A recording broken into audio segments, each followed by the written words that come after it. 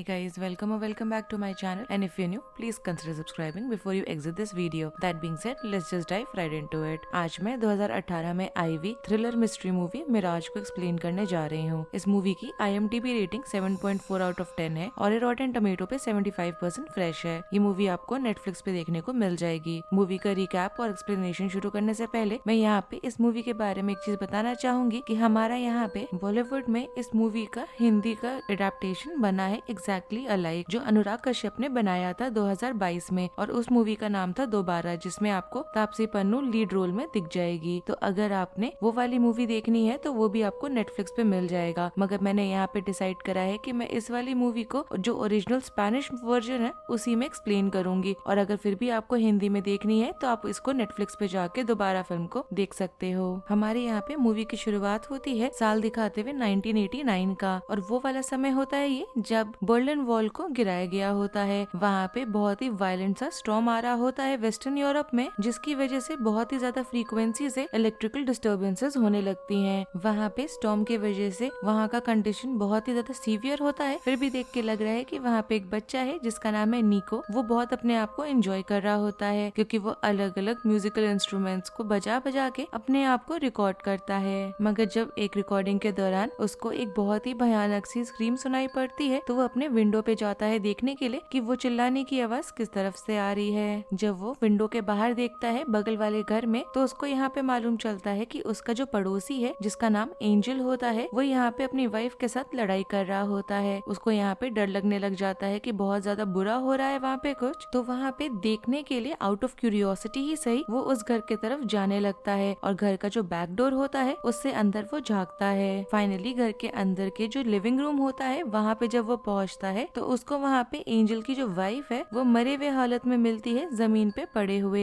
इस चीज को देख के वो बहुत ज्यादा ट्रॉमेटाइज्ड हो जाता है और वो ये चीज देख के बहुत ही बुरी तरीके से चिल्लाने लग जाता है एकदम टॉप ऑफ हिज लंग्स में। मगर यहाँ बात उल्टी पड़ जाती है जब एंजल वहाँ पर आ जाता है अपने हाथ में चाकू लेके, और देख के लग रहा है कि शायद वो कोई विटनेस नहीं छोड़ना चाहता, और वो बच्चे को यहाँ पे पकड़ने की कोशिश करने लग जाता है जिससे कि वो उसको मार डाले। जब इस चीज को होते हुए नीको देखता है तो डर के मारे वो घर के बाहर भागने लगता है। मगर इसके पहले कि वो मदद को बुला सके वहाँ पे एक गाड़ी आती है जिससे उसका एक्सीडेंट हो जाता है और ऑन द स्पॉट वो मारा जाता है। और यहाँ हमें मालूम चलता है कि अगले ही दिन एंजल को पकड़ लिया है पुलिस वालों ने, क्योंकि उसने यहाँ पे अपनी वाइफ का मर्डर करा था इस ग्राउंड्स पे। नीको का साथ साथ हमें यहाँ पे मूवी में अब मालूम चलता है कि जब वो हॉस्पिटल पहुंचा था तो वहाँ पे उसकी मौत हो गई थी। जिसके बाद यहाँ पे मूवी का टाइमलाइन चेंज होता है और साल दिखाया जाता है 2014 का। वैसा ही सिमिलर फिर से वहाँ पे स्टॉर्म आ रहा होता है जो यूरोप के थ्रू पास कर रहा होता है, और यहाँ पे हमें एक कपल को दिखाया जाता है जिसमें बंदी का नाम होता है वेरा और बंदे का नाम होता है डेविड, और वो अभी अभी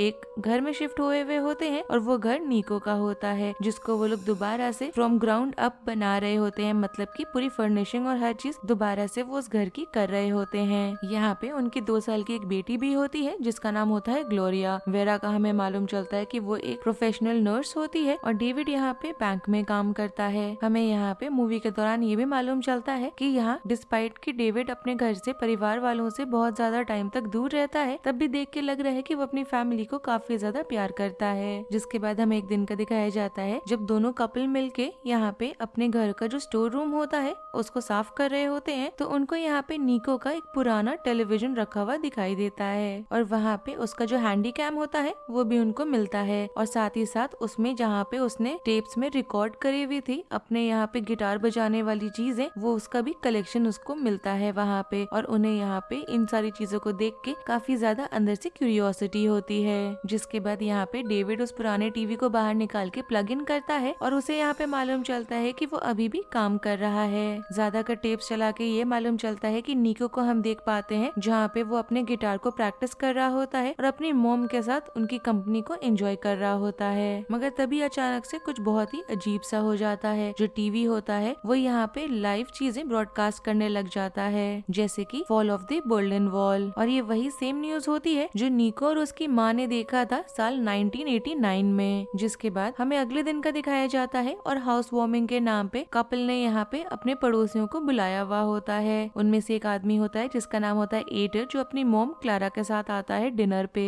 यहाँ पे वेरा बताने लगती है उनको कि उनका जो टेलीविजन है वो अचानक से ब्रॉडकास्ट करने लग गया था ऐसा न्यूज जो 1989 में हुआ था, मगर उसकी बात पे किसी को विश्वास नहीं हो रहा होता। तो अब यहाँ पे डेविड डिसाइड करता है कि वो बात का मतलब कॉन्वर्सेशन का जो टॉपिक है उसको बदलेगा और वो यहाँ पे निको के वीडियो टेप्स के बारे में बात करने लगता है। और यहाँ देख के लग रहा है कि वो जो आदमी है एटोर, वो अचानक से उसको यहाँ रिकॉग्नाइज कर लेता है, मतलब निको को, जहाँ पे वो आगे चल के बताता है कि निको उसका बेस्ट फ्रेंड हुआ करता था जिसकी एक्सीडेंट में एक रात मौत हो गई थी। जिसके बाद वो आगे ये भी बताने लगता है पूरी कहानी, जहाँ पे निको को मिली थी उस औरत की मरी हुई बॉडी फ्लोर पे, और कैसे जब वो उस चीज से मतलब बेसिकली यहाँ एंजल से जब वो भाग के मदद मांगने के लिए जाने लगा था तो कैसे उसका एक्सीडेंट हुआ था और वो मारा गया था। मगर यहाँ पे उसकी जो मदर है क्लारा, उसको देख के लग रहा है कि वो काफी अनकंफर्टेबल फील कर रही है इस पूरे स्टोरी के दौरान। मतलब वो बेसिकली यहाँ पे काफी ज्यादा डिस्टर्ब लग रही होती है और कहीं ना कहीं बहुत एंशियस लग रही होती है कि वो इस बारे में क्यों बात कर रहा है। और यहाँ पे उसका जो बॉडी लैंग्वेज होता है उससे काफी ज्यादा ऑब्वियस हो जाता है कि वो यहाँ पे डेफिनेटली कुछ छुपाना चाह रही है। जिसके बाद डिनर खत्म होता है, सब लोग अपने अपने घर जाते हैं, तो यहाँ डेविड बैठता है और ऑनलाइन जाता है निको के बारे में कुछ रिसर्च करने के लिए। और उसको आर्टिकल्स के थ्रू मालूम चलता है कि यहाँ पे जब एंजल को अरेस्ट करा गया था उसके 3 महीने बाद ही उसने खुद को मार दिया था।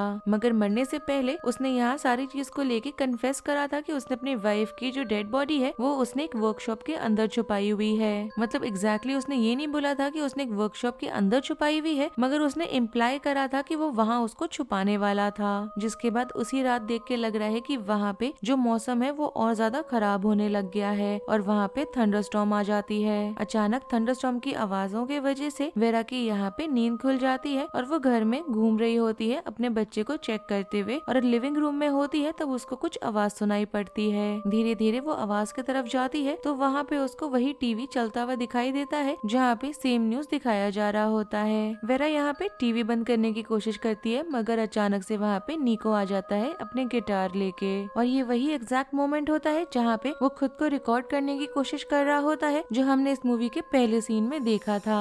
मगर अभी भी वेरा को समझ नहीं आ रहा होता कि एग्जैक्टली वहाँ चल क्या रहा है। वो जाती है, कोशिश करती है अपने हस्बैंड को बुलाने का, और वो जैसे ही जाने वाली होती है तभी निको को वो देखती है कि टेलीविजन के दूसरे साइड से निको ने उसको नोटिस कर लिया है। वो यहाँ पे खुद भी काफी ज्यादा शॉक लग रहा होता है कि उसके वीडियो के अंदर ये कौन आ गया है, मगर तब भी वो यहाँ पे उसको हेलो बोलता है और उससे पूछता है कुछ कुछ चीजें कि वो कौन है और वो वहाँ क्या कर रही है। जिसके बाद वो वेरा से ये भी पूछता है कि क्या वो उसको सुन सकती है। वेरा यहाँ पे थोड़ा सा डरी भी तो होती है, मगर उसको यहाँ पे वो हाँ बोलती है कि वो उसको सुन सकती है। जिसके बाद वो दोनों यहाँ पे बात करने लगते हैं। स्टार्टिंग में देख के लग रहा है कि वेरा उसको यहाँ समझाने की कोशिश कर रही है कि वेरा का यहाँ पे जो रियलिटी है उसमें साल चल रहा है 2014 का, मगर यहाँ पे निको को देख के लग रहा है कि वो उसकी इस बात को सीरियसली नहीं ले रहा, क्योंकि बेचारा बच्चा उस बात को कॉम्प्रिहेंड ही नहीं कर पा रहा होता। तभी अचानक से उसको अपने पड़ोस में से दोबारा से आवाजें आती हैं, जहाँ पे जो एंजल होता है वो अपनी वाइफ से लड़ाई कर रहा होता है। अब यहाँ पे वेरा को रियलाइज होता है कि ये वही पॉइंट होता है जब बहुत बुरा होने वाला होगा निको के साथ, क्योंकि वहाँ पे उसने न्यूज आर्टिकल और एटर के साथ कॉन्वर्सेशन के थ्रू उसने पूरी कहानी जान ली थी, और इसी वजह से वो निको को बार बार प्लीड करने लगती है कि चाहे कुछ भी हो जाए वो एंजल के घर में नहीं जाएगा, क्योंकि वो जो भी हो रहा है वहाँ पे उसको वो किसी भी हालत में रोक नहीं सकता, और अगर वो चला जाएगा तो वो मारा जाएगा। मगर डिस्पाइट यहाँ पे वेरा उसको बार बार प्लीड कर रही होती है, निको तब भी उस घर से निकल के अपने नेबर के घर में चला जाता है, जहाँ पे उसको उस मर्डर के बारे में मालूम चलता है। मगर यहाँ पे अच्छी चीज ये हो जाती है कि यहाँ वेरा के वजह से उसका घर से बाहर जाना थोड़ा सा डिले हो जाता है, और इस वजह से उसका एक्सीडेंट नहीं होता, और इसी वजह से वो मारा भी नहीं जाता है। दूसरी तरफ हम वेरा को देख पाते हैं जो बहुत ज्यादा कंफ्यूज होती है और वो सारी चीज को भुला के सोने की कोशिश करती है। उसको यहाँ पे होप होता है कि जो भी चीजें अभी हुई हैं वो सारी शायद उसकी सिर्फ एक नाइटमेयर है, और वो सो के उठेगी तो सारी चीजें सही हो जाएगी। मगर उसको यहाँ पे नहीं मालूम होता कि उसने अभी जो चीज करी है इसकी वजह से उसका जो प्रेजेंट और फ्यूचर है दोनों उसने कहीं ना कहीं ऑल्टर कर दिया है। जिसके बाद हमें अगले दिन का दिखाया जाता है जब यहाँ पे वेरा की नींद खुलती है उसके हॉस्पिटल में, और उसको यहाँ पे कुछ भी याद नहीं आ रहा होता कि वो वहाँ पे कैसे पहुँची है। तभी वहाँ पे उसकी कॉलीग आती है और उसको बोलती है कि उसका यहाँ पे इंतजार हो रहा है। यहाँ पे उसको समझ ही नहीं आ रहा होता कि क्यों वो वहाँ पे आके सो गई है, और उसको लग रहा होता है कि वो बहुत ज्यादा थक गई थी, शायद इस वजह से वो वहाँ पे सो गई है। जिसके बाद वो उठती है और ऑपरेशन थिएटर की तरफ निकल जाती है, जहाँ पे उसको मालूम चलता है कि जितनी सारी चीजें सब चल रही हैं एकदम ही बदल चुकी हैं। यहाँ पे जो मेन डॉक्टर होता है वो नर्स की तरह काम कर रहा होता है और जितने भी स्टाफ होते हैं उस कमरे के अंदर वो सब वेरा को यहाँ पे डॉक्टर बुला रहे होते हैं। यहाँ पे वेरा उनका कंफ्यूजन क्लियर करने की कोशिश करती है कि वो एक्चुअली में डॉक्टर नहीं बल्कि नर्स है, मगर सबको यहाँ पे लग रहा होता है कि वो मजाक कर रही है। और ये सारी चीज को देख के लग रहा है कि वेरा को लगने लगा है कि वो सारी चीज को हेलुसिनेट कर रही है। इसी वजह से वो उस कमरे से भागती है बाहर जिससे कि वो अपने आप को शांत कर सके। जिसके थोड़ी देर के बाद वो हॉस्पिटल से निकलती है और अपने बेटी के स्कूल में जाती है उसको उठाने के लिए स्कूल से। मगर वहाँ पे सारे बच्चे जो होते हैं वो यहाँ वेरा को बताते हैं कि इस नाम की कोई बच्ची उनकी दोस्त है ही नहीं। इस चीज को जानने के बाद वेरा बहुत ज्यादा डर जाती है और वो डेविड के ऑफिस चली जाती है जहाँ पे उसको जितनी चीजें सब चल रही हैं उसको एक्सप्लेन करने की वो कोशिश करने लगती है। मगर यहाँ पे शॉकिंग पार्ट ये होता है कि डेविड उसको खुद नहीं पहचान रहा होता कि वो उसकी वाइफ है, क्योंकि यहाँ पे जब ऑल्टर हो गया है रियलिटी तो इस रियलिटी में वो डेविड की वाइफ है ही नहीं। अब यहाँ पे वेरा के पास कोई ऑप्शन नजर नहीं आ रहा होता, इस वजह से वो जाती है पुलिस के पास उनकी मदद मांगने के लिए। यहाँ पे एक ऑफिसर को यहाँ उसका केस हैंड ओवर करा जाता है और वो जो ऑफिसर होता है वेरा से बहुत सारे सवाल करता है। वेरा यहाँ पे उसको सारी चीजें एक्सप्लेन करने लग जाती है जिस वजह से वो आज इस दिन पे उस चीजों को लीड करा गया है उसको, वो सारे इवेंट्स वो उस ऑफिसर को बताने लग जाती है एकदम डिटेल में। जहाँ पे वो एक अजीब से टीवी के बारे में भी बात कर रही होती है और ये वही टीवी होता है जो निको वाला टीवी उनको अपने स्टोरेज रूम से मिला था। और यहाँ पे जैसा कि हमने सोचा था जो ऑफिसर होता है वो उसके आंसर्स को लेके बहुत ज्यादा कन्विंस्ड नहीं लग रहा होता, बल्कि उसको उल्टा यहाँ पे लगने लगता है कि कहीं वेरा के साथ कोई मेंटल इश्यूज तो नहीं है, या ये भी हो सकता है कि वो बहुत ज्यादा स्ट्रेस में है या बहुत ज्यादा ओवरवर्क्ड है हॉस्पिटल में, शायद इस वजह से उसका ये सब चीजें हो रही हैं। इनफैक्ट वो यहाँ पे उसके तसल्ली के लिए वेरा का जो रिकॉर्ड्स होता है उनको भी चेक करता है, जहाँ हमें मालूम चलता है कि वेरा की तो शादी भी नहीं हुई तो उसकी बेटी कैसे हो सकती है। और यहाँ पे उसकी मदद करने की जगह वो यहाँ उसको रेकमेंड करता है कि वो तुरंत जाके मेडिकल चेकअप करवाए अपना।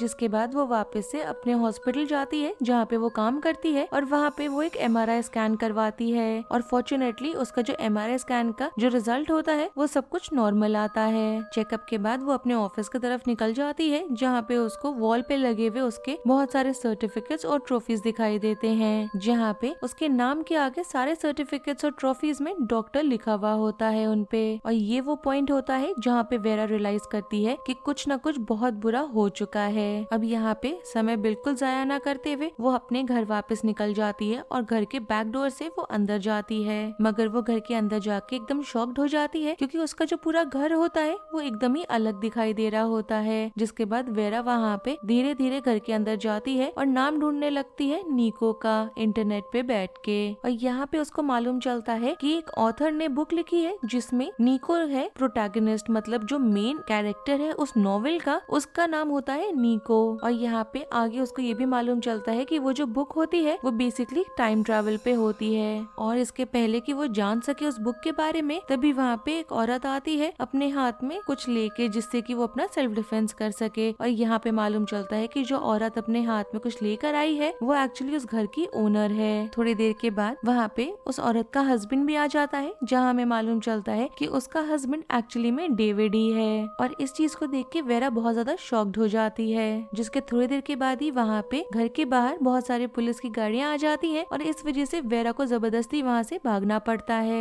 जब वहाँ पे पुलिस की गाड़ियाँ आ गई होती हैं तो जितने भी आस पड़ोस के लोग होते हैं सब बाहर आते हैं और यहाँ हम देखते हैं कि 1989 में एंजल ने जो मर्डरर था वो भी बाहर आता है अपने घर से। और मालूम चलता है कि जिस टाइमलाइन पे अभी फिलहाल वेरा चल रही है उस वाली टाइमलाइन में उसको नहीं पकड़ा गया है। और यहाँ पे मालूम चलता है कि उसकी जो नई वाइफ है वो और कोई नहीं बल्कि एटर की मॉम क्लेरा है। अब यहाँ पे हमें मालूम चलता है कि क्लेरा उस डिनर के टाइम पे इतना वियर्ड बिहेव क्यों कर रही थी पूरी कहानी को लेके। जिसके बाद वापस से 1989 का दिखाया जाता है और यहाँ पे निको भी उतना ही कंफ्यूज होता है वेरा से मिलके जितना वेरा अभी फिलहाल कंफ्यूज लग रही होती है। और यहाँ पे मालूम चलता है कि दोबारा से वेरा से बात करने की आस लगाए हुए वो पूरा दिन अगला दिन अपना बिताता है अपने वीडियो रिकॉर्डर के सामने बैठे हुए, मगर तब भी कुछ नहीं होता। और तभी वो अगले दिन डिसाइड करता है शाम में कि वो जाएगा एंजल के घर में और खुद सारी चीज चेक करेगा जिससे कि उसको कंफर्म हो जाए कि वो जो सोच रहा था ये जो कॉन्वर्सेशन हुई थी वो एक्चुअली में हुई थी या फिर सिर्फ उसका वो एक सपना था। मगर उसको यहाँ पे एंजल के घर में क्या मिलता है और आगे क्या होता है वो मैं आपको अगले पार्ट में बताऊंगी, नहीं तो वीडियो बहुत ज्यादा लंबी हो जाएगी। और अगर आपने रिकैप यहाँ तक देखा है और आपको पसंद आया है then do like the video, subscribe to my channel, share it with your friends and don't forget to follow me on Instagram. Link आपको नीचे डिस्क्रिप्शन बॉक्स में मिल जाएगा। Thanks for watching, bye.